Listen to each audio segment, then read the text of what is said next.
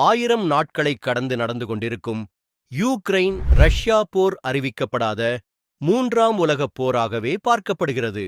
இப்போது இந்த போரில் ஏவுகணைகளும் அதிநவீன ஏவுகணைகளும் சேர்ந்து கொண்டுள்ளதால் போர் பதற்றம் அதிகரித்துள்ளது. போரை நிறுத்துவோம் புதிய அமெரிக்க அதிபராக தேர்ந்தெடுக்கப்பட்டுள்ள டொனால்ட் ட்ரம்பின் இந்த வெற்றி பேச்சு அகிலம் முழுக்க வெவ்வேறு விதமான தாக்கங்களை ஏற்படுத்திக் கொண்டிருக்கிறது.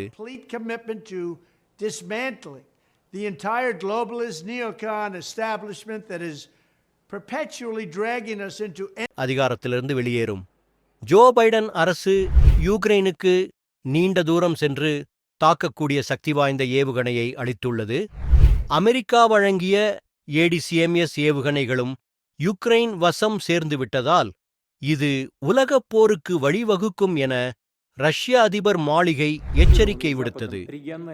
யுக்ரைனின் கிரைமியாவும் கிழக்கு பிராந்தியங்களும் தற்போது ரஷ்யா வசமுள்ள நிலையில் பிரிட்டன் அளித்த ஏவுகணைகளையும் யூக்ரைன் பயன்படுத்த தொடங்கியுள்ளது.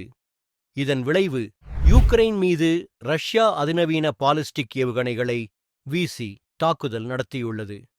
யூக்ரைனின் டெனிப்ரோ நகரில் ஒரிஷனிக் என்ற புதிய ரக ஹைப்பர்சோனிக் பாலிஸ்டிக் ஏவுகணைகள் மூலம் ரஷ்யா தாக்குதல் நடத்தியது. இந்த ஏவுகணையை வடிவமைத்தவர்களையும் இராணுவ அதிகாரிகளையும் அந்நாட்டு அதிபர் புட்டின் நேரில் பாராட்டினார். இதனைத் தொடர்ந்து அவர் வெளியிட்ட வீடியோவில் புதிய ஏவுகணை மூலம் சோதனைகளை தொடரப்போவதாக கூறினார்.